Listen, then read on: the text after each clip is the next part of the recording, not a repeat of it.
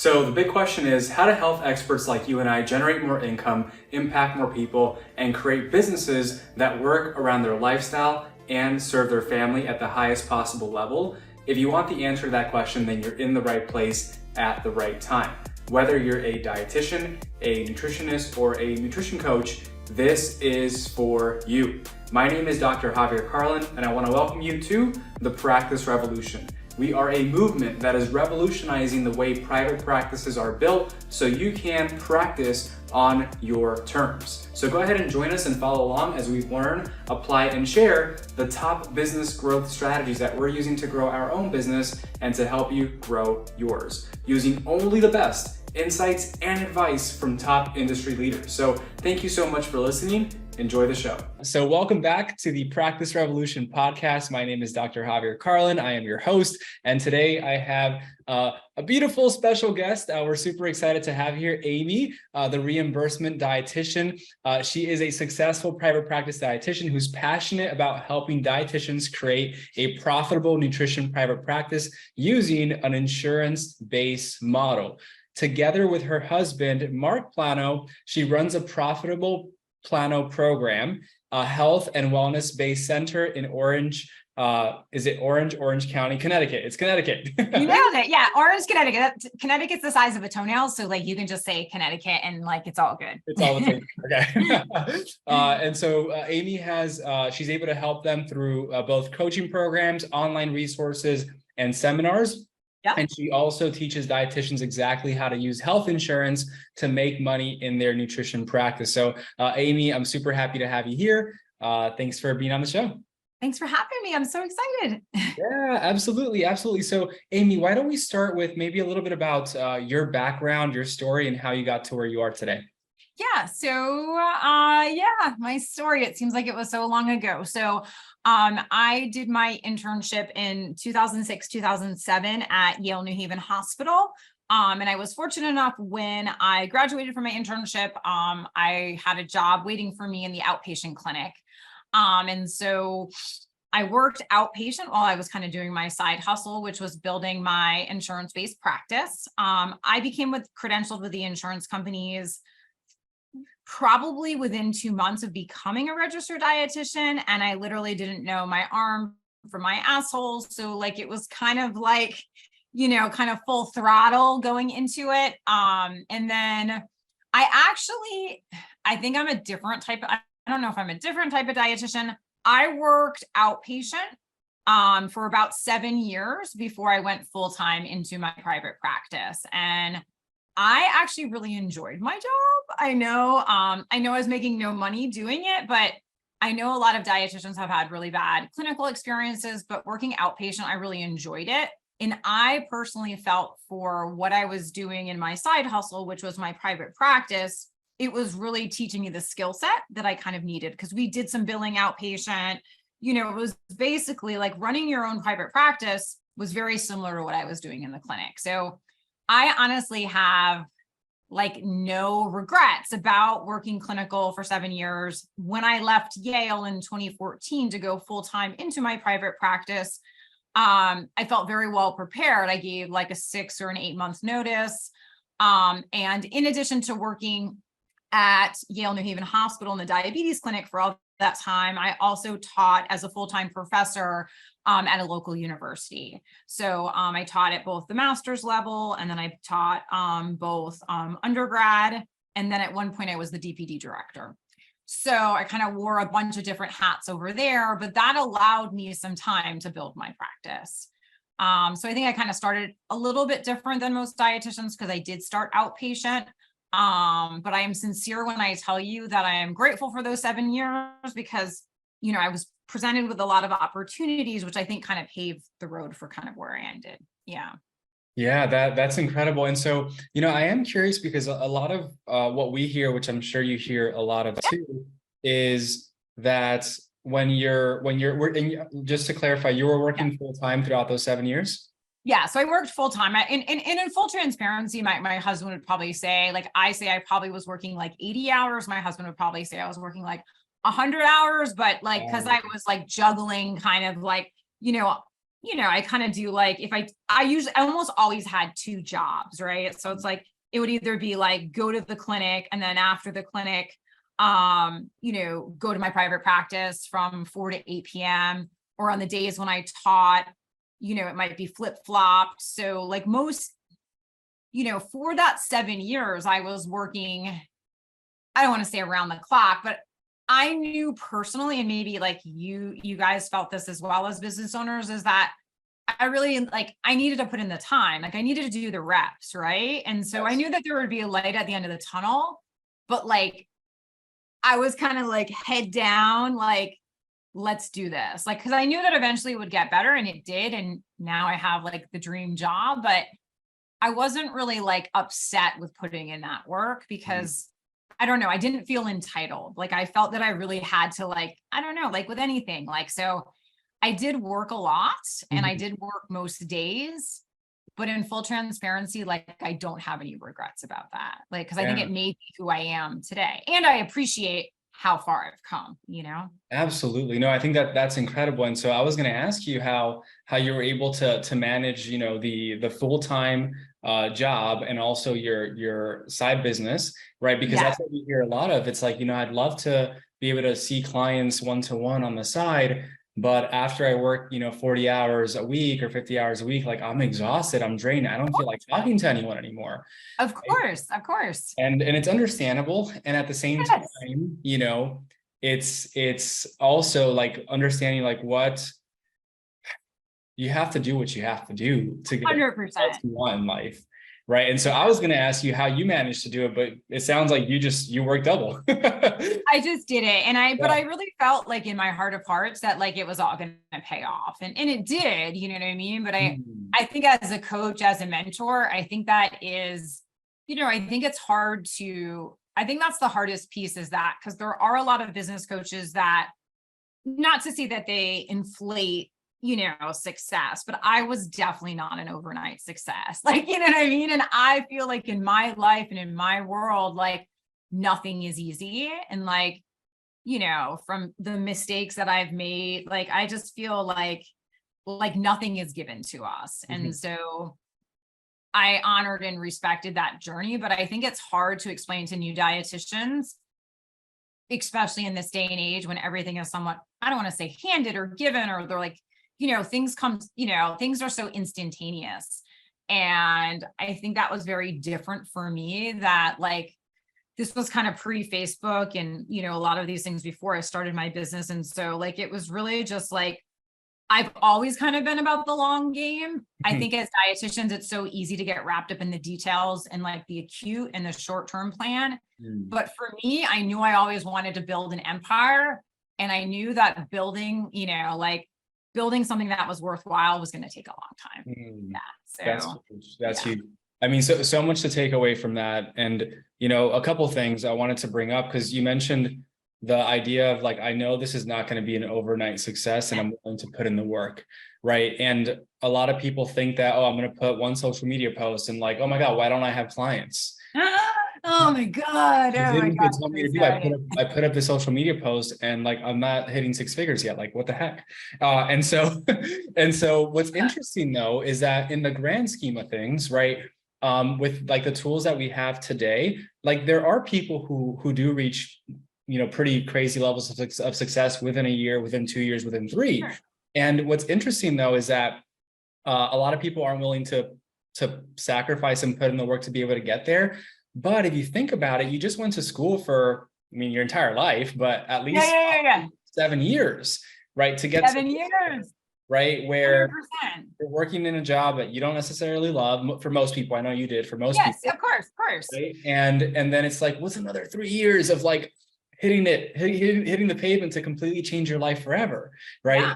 And so I think that's an interesting perspective, right? It definitely doesn't happen overnight, but you've already, everyone who's listening to this, you already work hard. Exactly. You're just working hard on the wrong things. Exactly. Right? Yeah, exactly. And I think kind of the concept of you're referring to is, this is something that I remind myself a lot of, is short-term discomfort, asking myself the question, am I willing to sit in short-term discomfort, for long-term success? You know what I mean? And so it's because I think as entrepreneurs, there's a lot of moments that are messy. There's a lot of moments that are uncertain. And, there's very few days, that I wake up and everything goes right. And so like, there's a lot of moments of being uncomfortable. And I think the successful, healthcare providers are willing to kind of sit there and feel that, knowing that there's something on the other side, and knowing that working through whatever those struggles are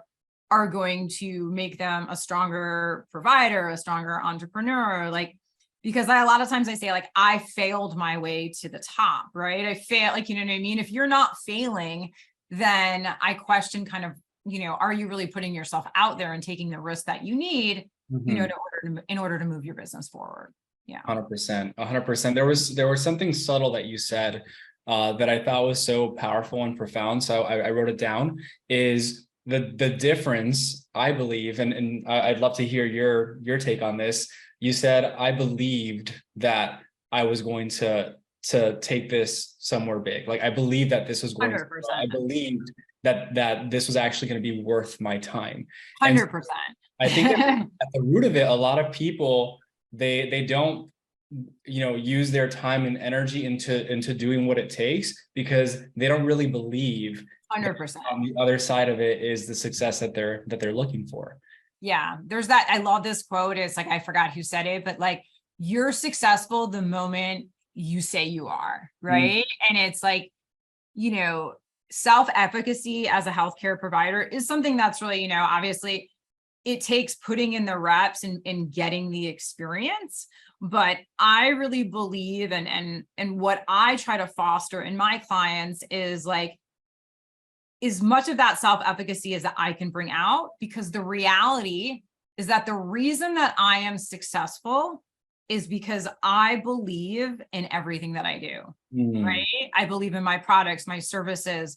I believe when I show up on social media, my message, I believe that showing up and not delivering that message is a disservice because it's keeping other people from that. So and don't get me wrong, I think it's much easier said than done. But like, if you don't believe in yourself and you do not believe in the service that you sell, then you shouldn't be selling them to begin with. You know what I mean? 100%.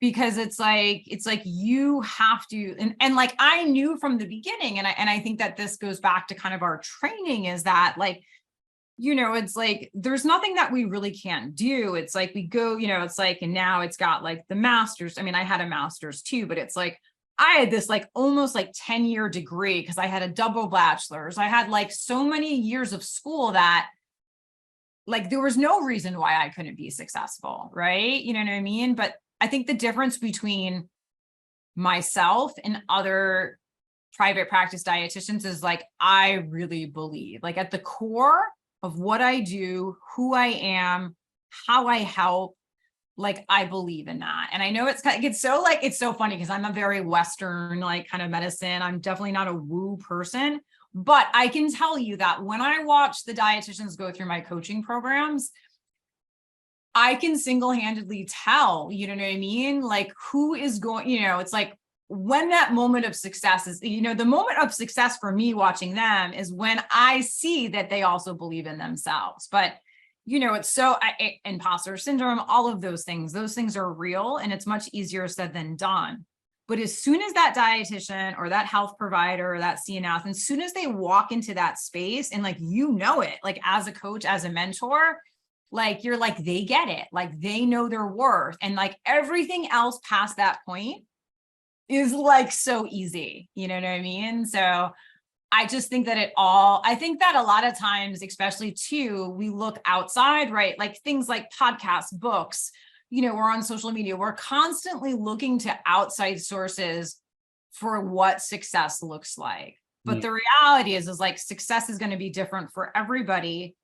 And it's always going to start here. You know what I mean? And so it's like, that's why, like, a lot of times I turn off everything and I just sit here with my notebook and I'm like, how can I do better? How can I do better by our field? Like, because sometimes I start looking and I'm looking at other business, like, what is everybody else doing that looks better? But the reality is like, that's going to be different for me. So I just think sometimes we overcomplicate it. Like, Oh, you know what I mean? In terms I of think where, I think all all the time, you everyone. know, it's like Yeah. you get to call the shots on what your business looks like and what that feels like to you. So true. That's so true. And I think everyone, that's a great lesson for everyone. And ultimately, a couple things, two things. So on that specifically, the phrase that we've been using, that I forgot who we heard it from initially, but it's like simplicity scales, right? And complexity fails.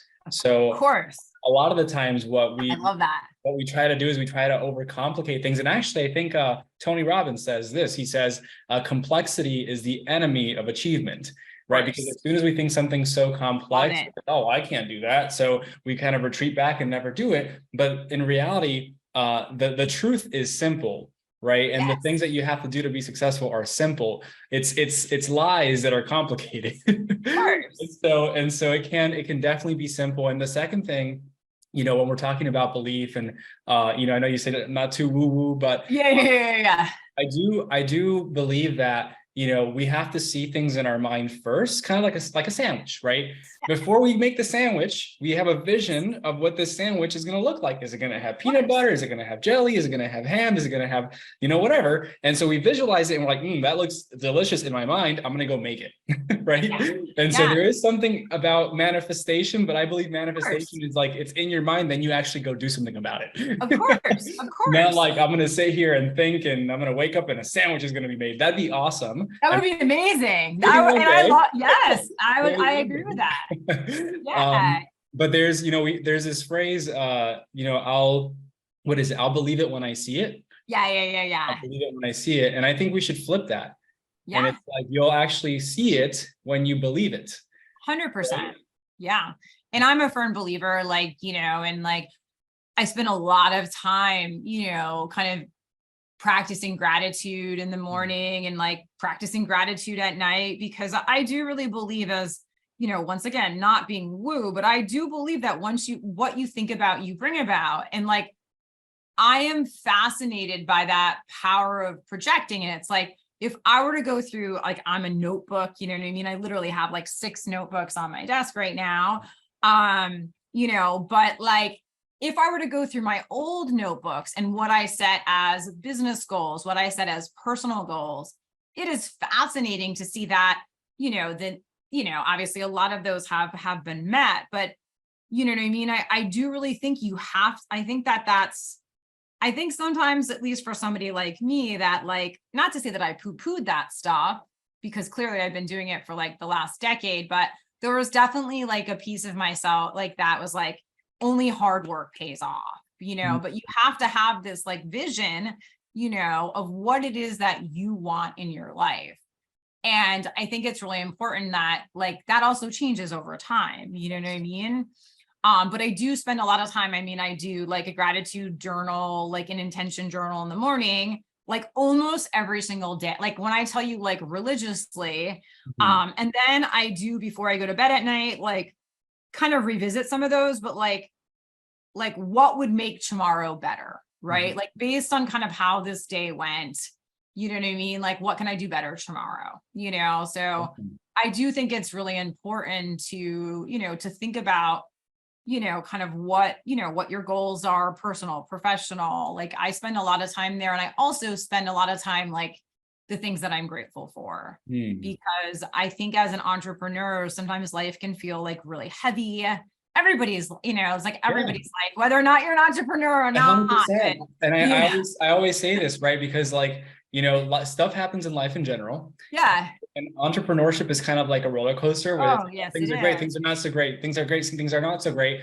But then I think about it, I'm like, well, same thing happens when you have a job. Exactly. Great, they're not so great. Things are great, they're not so great. So it's the same thing. So 100%. Not entrepreneurship, that's the thing that we should avoid, right? It's going to happen no matter what. I think the cool thing about it is that this one there's no limits. Yeah. Typically in another environment you do. But I think it's just, like you said, being intentional. Yeah. About your day, about who you surround yourself with, about your standards and what you'll accept and what you won't. 100%. I 100% agree with you. Yeah. And I think like, yeah, like I said, and I think like even on our darkest days, there's still so much to be grateful for, Yes. and like, I think when you really put things in perspective, it's like it's like, I don't know. I like to think that the world is a really good place. Like, unless somebody gives me a reason to believe otherwise, like I do believe in the good of the world. And I think sometimes it's easy, like, to kind of get wrapped up in like all of the things that are not going right. But at the end of the day, it's just like, I'm so grateful. Like, I'm just so grateful for the opportunity as a registered dietitian to be self-employed, like, independent of anything else. Like, Yes. I feel so blessed. I'm so appreciative. I'm like appreciative of the process. I'm appreciative of all that I've been through. Like, I don't know, like, everything, like even like when I'm going down in the elevator, like I'm just so like I'm so grateful, like, you know what I mean? And like I try to never let that slip away, no matter like how good the day is and no matter how bad the day is. You know Totally. what I mean? There's still just a lot to be grateful for, So Yeah. true, so Yeah. true. And it's so interesting because to that point, and for all of you listening, like we shouldn't feel bad about kind of always looking at what's wrong, because we're actually programmed that way. It's a survival instinct, right? It's like you can be driving, in traffic, or driving back home, and then there's traffic, and you're like, oh, why is there traffic? And literally there's an accident on the side of the road. What's actually causing the traffic is that everyone is slowing down to look at it, right? And that's what Yeah, causes the traffic in the exactly. first place. But we're actually, our brain is looking for what's wrong naturally, and looking for survival, and looking for the negative. And Yeah. so there could be a beautiful sunset happening at the Yes. exact same time, and no one's there, like, wow, let me slow down traffic. Exactly. Sunset's beautiful. Yeah. Right? Oh, It doesn't. yeah. No, 100%. And Yeah. so with the gratitude practice, right, it's like constantly like remembering, no, there's always, whatever there's something negative, there's always something very positive that we can also be 100%. grateful about, and that is always there. And so when you do that, your life just becomes better. Oh, So it sure does. 100%. Yeah. Yeah. It Yeah. just changes your perspective. When I used to be, even when I used to be clinical and like I used to drive to work, I used to have to be there at like 7, because I had like another 5 jobs to go after I had that job done. And like, I remember like I would just drive, this was before like Sirius Radio and like, all of these things. And just that's would be my practice, is like while I would drive, there would be like a 20-minute drive is like to go, because you're going into your clinical job. It's like you're punching a clock. It's like, okay, that would be more of a time for me to even practice it as well. So Yeah. Great yeah, point. so like I said, that's one of my favorite parts of my day, and it's kind of like a non-negotiable. Yeah. I love Yeah. it. I love it. Amy, so I'm sure throughout your journey, everything's been rainbow and butterflies, everything's perfect. You haven't had any pitfalls, nothing. But for No, definitely not. Yeah, definitely but not. tell us a little bit about any, and I'll use the word failure because everyone Yeah, understands yeah, yeah, what that yeah. is, but Sure, I sure. would assume you, like me, probably don't see failure like most people do. Yes, So what has been your biggest failure, and what did you learn from it? of course. That's a really good question. And I think like, failure is obviously like a relative term, and I think sometimes too with social media too, like sometimes like as businesses and coaches, like sometimes a lot of times like we spend a lot of time in like the highlight reel because we're promoting our businesses. And that was one of the things that, I promised myself when I did start becoming a coach and a mentor, that I was going to be more transparent about like the good, the bad, and the ugly. Right. And so like I would say single-handedly, one of the things that shaped the way, and it works well for all of my clients, is, one of the biggest things that I went through in 2017 was I went through an IRS audit. And one of the things that I had done wrong was I wasn't set up properly as a business entity. And I Hmm. was a sole proprietor making well over 6 figures. And so my husband and I were selected for what's called a national project audit.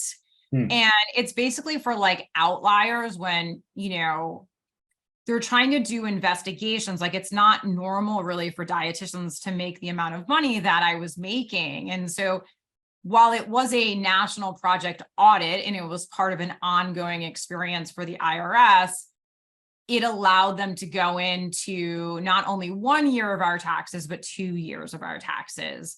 And, while it was a very traumatic experience, because if you Google like national project audit, like the first thing that comes up is like absolute like nightmare, because it's a line by line audit. And so they go through every single expense that you declare, and they literally want to see a receipt for everything. And the point of the story is that we were set up, like we never slowed, it's like one of my favorite sayings now is like, and I say it all the time to my clients, is like slow down to speed up. And I think in this world of like, just, we hit the ground running and we don't do all of the things that we're supposed to do. And, it's like, and at some point it is too late. So we were set up as sole proprietors. We should have really even been S corps at the time. They went into all of our things, and, aside from it being traumatic, like I remember being my 40th birthday, I was in New York City, and I was getting a call, from the IRS agent, like we need, it's like subpoenaing my records from Bank of America. Like it was all of the things that you thought it would be. But at the end of the day, that made me so much better. And while it was a $40,000 plus education in IRS, like I learned so much. And I know it sounds really kind of frightening, but I am grateful for that experience because my business is rock solid now. And it's allowed me to share that wisdom, because most people who know me, like there's very few things I think in the world of business that like I'm very opinionated about. Like it's like I'm an insurance-based dietitian, but I also see value in cash-based dietitians. Like I'm a pretty neutral person. But like when it comes to me watching other health practitioners do things incorrectly, it's really given me pause to be like, okay, like no. Like it's the rare moments that I am very opinionated about, because I never want anybody to go through that experience. So it's forced, and so it forced us to get set up right. And like I said, I feel like now I can teach it to my clients. And not to say that I am an accountant by any means. I learned so much. And like at the time, like I said, I remembered like I remember my husband surprising me with a trip with my whole family to New York City for my 40th birthday. And I will never forget the way that I felt getting those calls. But I'm so proud of myself with how far I've come, you know what I mean? Like, and so it's just like, I don't think that that was a failure, but I do see a lot of dietitians. And one of the rules now, and I, once again, it's like, I always say to dietitians, it's like, it's not about making the mistake, because we all make mistakes. It's about continuing to make that mistake. Right. And so like, I think that's where, and so that's why in my, and so now in my coaching program, like I have very specific requirements when people apply that like, I won't let them in until, and once again, there's a reason behind it. Like I want them set up so they never have to go through what I needed to go through. So, and once again, it's kind of like that tough love, because sometimes I see people like racing to get, I always say to people like private practice is always going to be here. Like, you know what I mean? Like, let's get you set up properly, so you can confidently navigate this. But yeah, I learned so much from that experience that like, once again, I am very grateful. And in full transparency, people always hear this story and they freak out that they're going to get, it's so unlikely. And the fact that, you know what I mean? So I don't want people to listen to this podcast and freak out. That's not at all what I'm saying, but I just wasn't set up properly. And that was really on me, right? We just went too fast. You know what I mean? I had an LLC set up, but I just didn't operate under it. For sure. Yeah, it was a good learning experience. And like I said, I'm grateful that it happened then, not, now, so yeah. Yeah, no, that's, yeah. Thank you so much for sharing that. I could only imagine how scary it must have felt at the time. Yes. And so, it's not like, we're saying, oh yeah, you're going through it and you're like, oh yeah, cool as a cucumber, right? No, it's after the fact. You're like, okay, yes, what can I learn from this? Exactly. And I think what you said is so powerful. It's like, it's okay to make mistakes. Oh, We're all gonna totally. make mistakes. And, Amy can help you avoid them. We obviously coach people as well, and we help them avoid many mistakes. But even then, there's going to be some that are unique to you. There's going to be some that we didn't have a chance to talk about, and it's okay, right? It's okay. But I think the error is making the mistake again, right? 100%. That's where we have to kind of take a step back and be like, okay, no, look, this cannot happen one more time. Exactly. Let me learn the lesson from this and do what I have to do to make sure it doesn't happen. So yeah, that's an amazing story. So thanks for sharing that. Yeah, of course. Of course. You know, I remember at the beginning of our conversation, you mentioned something about doing what you have to do and putting yourself out there, because I believe you said it's not if you really want to help people, Yeah. you have to kind of put yourself aside sometimes and go after it. So tell me more about that. Have you always been that comfortable with putting yourself out there? Where does that come? No. And I think that's like, it's so important that people hear like this. So it's like, when I got married, like I didn't want to have a wedding shower when I got married because like I was always really like insecure. I never wanted anybody to look at me like it's for whatever reason. It's just like I didn't want to wear a strapless gown. Like I had all of these like hangups about myself. I didn't want to, you know what I mean? And so it's like, then I was like, so it's like I've always been really insecure. But what I started to really realize, my husband said to me one time, like it was like a busy Saturday in my private practice where I used to probably see like 10 to 12 patients on a typical Saturday morning. And he said to me, like, why aren't more dietitians doing what you're doing?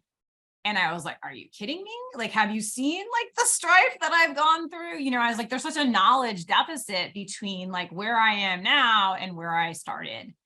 And like, it really clicked to me that no matter how insecure I was about like just getting up on camera, I remember where I was when I recorded my first Instagram story, and I recorded it about 150 times. You know what I mean?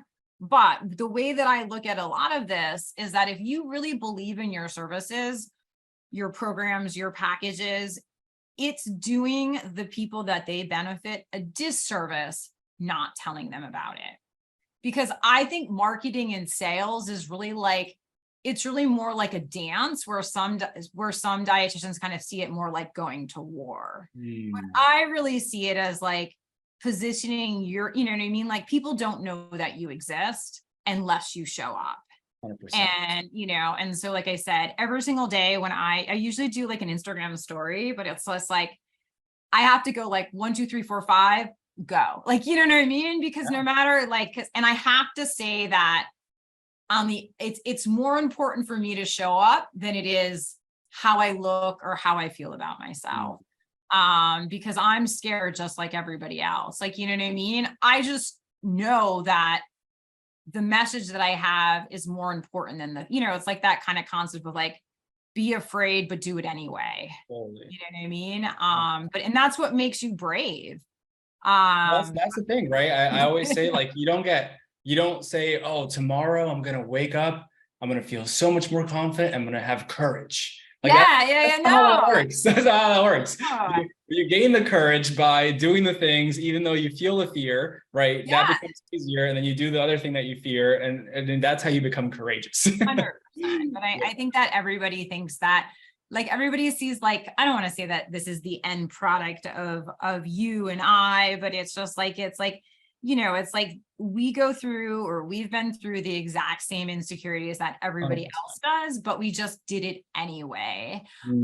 Because we knew on the other side of, because we believed in what we had to offer, like it was of such value that like we kind of self-sacrificed on some level. But yeah, I wish my husband was here because he would like, I die a slow death every single day because my husband is my biggest fan, but like he'll be in the other room, like watching my Instagram story. And I'm like, shut it down. Like, I can't hear myself. Like, he's like, why? He's like, I'm your biggest. I'm like, no, like, he's like, you're such a weirdo. And I was just like, please, like, don't do it. Like, you know what I mean? Because like, I don't want to hear myself. You know what I mean? Like, I know it's not so weird, but like, I go through the same stuff that everybody else goes through. And it's so hard to admit, but we did an ABC Action News segment with one of our coaches at the start of this year.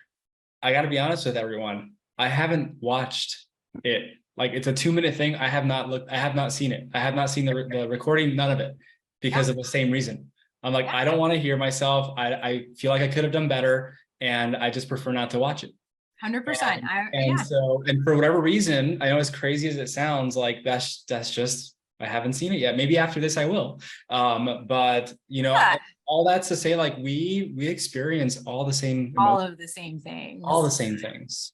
All of the same thing, if not deeper. Like, you know what I mean? My mother-in-law is like, what do you mean you're not having a shower? And I was like you put me in a chair and I tell you what to buy me for presents. Like, it's, the whole thing is so crazy to me. Like, it's all about me. Like, it's so weird. Like, you know, so it's just like the Amy show, you know what I mean? And it's just like, that's not at all who I am. And if I could do my job, you know, like silently, you know what I mean? Like, I would probably prefer that, you know, but I know that the reality is that, like, showing up even when you don't want to, you know, if the information that you have is helpful, like, if, you know, I love it when people will DM me or email me and say, like, I've never done your coaching, or, you know, I've never done this or that, but I follow you every single day on Instagram, and like, I've started my business and And like, I sit here like in tears as I read that, because I always think with your services, I know you guys do like an incredible job with this. And I don't want to say that you and I are, you like, but I always say there's a continuum of services. And like, one of the things I think you guys do, and I do very well, is like, we offer free resources, as many free resources as we do paid resources, because I would imagine you believe, like I do, is that there's a continuum of what we and who we can service. And if we, even with our free products, if we over deliver with those, we can help people that maybe couldn't afford X, Y, and Z.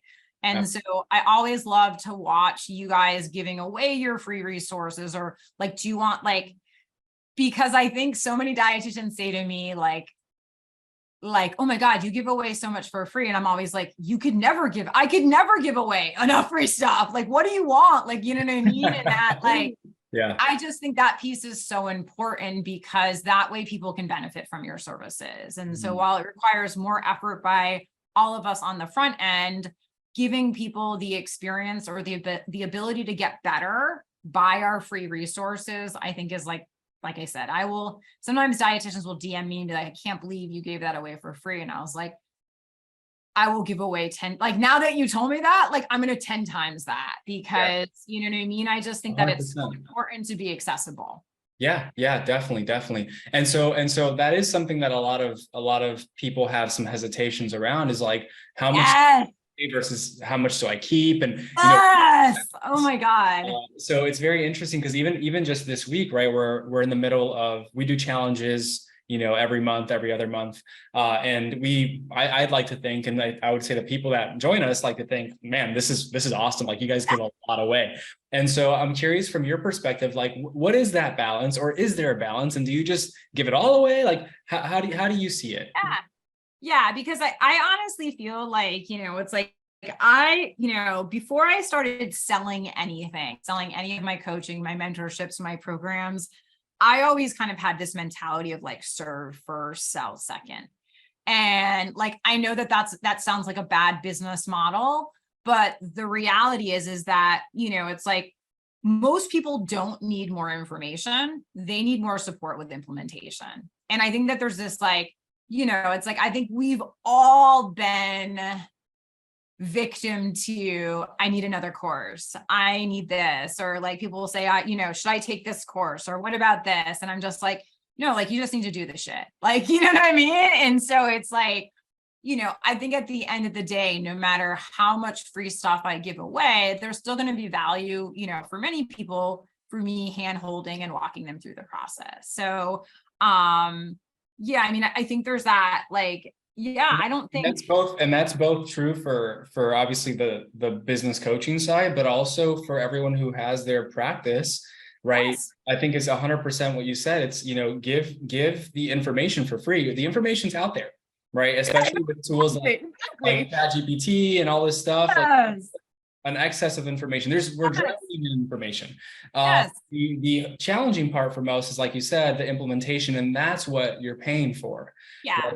It's like, okay, well, how do I take this information and do it in the right order? Because sequence is very important. How do I take this information, and how do I actually, get up every morning excited to implement this information? Do I need a bit of accountability? Which, by the way, a lot of people also have. Their ego comes in. It's like, no, I can do this myself. Right. Yeah. But what they forget is that we've been held accountable our entire lives since we were in kindergarten. Right. We had a teacher, professor, a guide showing us step by step. Hey, you have to learn this. You're taking this exam, and then you get to go to the next level. And then we graduate, and it's like, all right, figure it out. And you wonder why so many people are lost. Well, it's because you don't have someone showing you the way, and it's totally normal. And everyone needs it for every aspect of life, whether it's nutrition, business, everything, relationships, etc. So, anyway, I get excited about this stuff. I do too. But so many people, I'm sure you have people like I do, is like that everybody says to me, like, even people that I coach are like, I don't want to give away too much stuff for free. And I was like, are you out of your mind? Like, you know what I mean? It's like, you're giving, somebody said to me the other day, like, in my opt-in, I'm giving away all my secrets. I'm like, I literally give away my secrets like every day to like strangers. Like, and like, I would never not do that. You know what I mean? And it's just like, that part is, and I think it's like that scarcity mindset that like, and I'm just like, and that's why I always think like, I love, like, I think it's just like it's like, everybody has a love language, but it's like, I love giving people gifts. And so what I mean by that is like, when somebody buys like a $30 product from me, like I in my head want to deliver like 20-fold. And so it's like when they get that $30 freebie, like, which is probably worth a couple $100, like they love it. And like, I love it that they love it. Like, you know what I mean? And so it's like, I think there's a time and a place in everybody's business for like premium products, but also, high quality, high value, lower ticket products. It's like, I love to just watch people like, and it's what you said, right? It's like a serving attitude first. Like, how can I serve this person to like the max? Right. And then everything else happens after that. So this has been so much fun. Amy, what is I got two more questions for you. So what are your plans for life and business in the next couple years? Yeah, it's really interesting is that like, I think I've gone through, like, I think like as a typical business owner, always striving for the next biggest, greatest, I've really kind of learned something like in the last couple of months, like, and it really kind of comes back to like slow down to speed up. And I think that as business owners, we're always looking for the next shiny object, right? And so like, for some business owners, it's like create a membership or create this. And these are, you know what I mean? And what I've really realized is that it comes back to what we were talking about at the beginning of our conversation, is that it's about doing the boring stuff day in and day out. And like, when you think about people that are champions in every field, I think sometimes it's so easy when things look really good in your business to say like, what should I be doing next? Because I'm like, always like, should I be franchising? Should I be doing, you know what I mean? Should I come up with a franchising model or a licensing model for my private practice? But the reality is if you were to ask me and you see me like in a year down the road, I just want to continue doing what I'm doing at the same level and just refine it and make it better. Because I think for so many of us, like, it's like, shiny object, like the next, but it comes back to exactly what you were talking about, is like simple is best, right? And if what I'm doing right now is helping people and delivering results, why do I need to do it any differently? You know what I mean? But I'm like, it's like everybody's always like, do this, or somebody will call me and be like, and I'm like, I really realized that like putting in the reps, just continuing to do the boring shit, like that's how you grow an empire. It's not doing this, that, and everything else, but because I think for a long period of time, I was always like, what's next? And I was like, well, like, let me just keep on doing what I'm doing because it's working. Yeah. I know that sounds like a weird response, but like, no, that's a great response. I actually, a few years ago, one of my first mentors, he put up a podcast, and the title of the podcast was called Getting Rich is Boring. And so at the time I was like, that doesn't make sense. Like, being rich how is being rich boring? But he said getting rich. And so now, several years later, I'm like, I see, right? It's doing the boring, repetitive work day in and day out, that gets you the success that you're looking for. The harder you practice, the better you get, right? Yes. At whatever you do. And I think that sometimes new dietitians or people that are listening to this podcast, like, they think that you or I or Marissa, like, we're doing something that's grossly different. But like the champions are just doing the same things day in and day out, and they're learning what works and what doesn't work. You know what I mean? Absolutely. But it's not like, I think that people think that we all have a different skill set or we're doing something different behind the scenes. But yeah, I mean, I think that where I see people go awry, and I see this a lot, is when they do detour from what they're doing, right? And so to your point is like, you have to be willing to sit and do the boring stuff in order to build. Yeah. And at some point hire someone to do it for you. So you exactly. The next fun thing that ends up getting boring again. So yeah, but that's where you would find me. I think if I played my cards right, I should be exactly where I am now. Just refining the systems and doing it better. Yeah. Cool. Awesome. I love that. Amy, this has been so much fun. As we wrap up here, do you mind sharing with our audience where they can learn more about you, your work, and how you help people? Yeah, absolutely. So I have a lot of free resources. So my main website is reimbursement-dietitian.com. And I have everything from how to get started for free in the blog. I have resources on LLCs, all of that information. So I have a lot of free resources on my website, and then obviously paid resources as well. And I am shockingly, I cannot even believe that I say this, active on social media. And I'm reimbursement_dietitian. Like, it's so, and what's even funnier to say, and I can't even believe that it comes out of my mouth, is I have a YouTube channel called The Reimbursement Dietitian. It's so weird to say that, you know what I mean? But once again, what I try to do on my YouTube channel is like the main problems that I see that new dietitians experience, I will then go and do, answer a whole question, on that. So yeah, so that's where I'm most active. And then obviously, like I said, on like Instagram, every single day, I try to do an Instagram story that will solve a problem that somebody DM me or ask me. Yeah. So it's like real world, but yeah, it's like, yeah, it's crazy. Like, I can't believe I'm on, like, it's so weird to be on these social media platforms for somebody who is like so deathly afraid of showing up. Yeah. Yeah, that's amazing. I mean, that's, again, I just love that. Obviously, you're very open about that for everyone. Yes. Because I'm sure there's someone listening right now that feels the exact same way. And the question is, how do you get over it? The answer is you don't. You do it anyway. So Amy, this has been a blast. I want to thank you so much for spending time with me here today. And we're definitely going to have to get you back on the show, maybe in the next few months, to announce something pretty special. So yes, I would love that. Sounds good. All right. Awesome. Well, thank you so much, everyone. And we will see you in the next episode. Hey, what's up? Thank you so much for watching the show. I know your time is super valuable, and I know that you're here to learn how to grow a successful practice. So I have something special just for you. If you are a health expert who is in business or aspiring to be, and you're curious about how to grow a profitable, impactful practice, you're going to want to pay attention. Because as a person who is watching the show, I want you to win.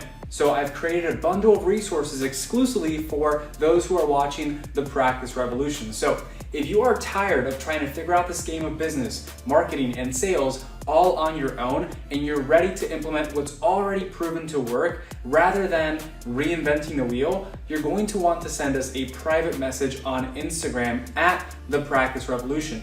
And simply just let us know that you watched this show, and we'll personally hand over $7,000 worth of trainings, resources, and coaching that is available only for those who are watching this show on YouTube. So if you want to know how to increase your income, impact, and build a practice that works for the lifestyle that you want and that serves your family at the highest level, send us a private message on Instagram at The Practice Revolution. Do it now so you can win big in your practice and in your life. Thank you so much, and I'll see you in the next show.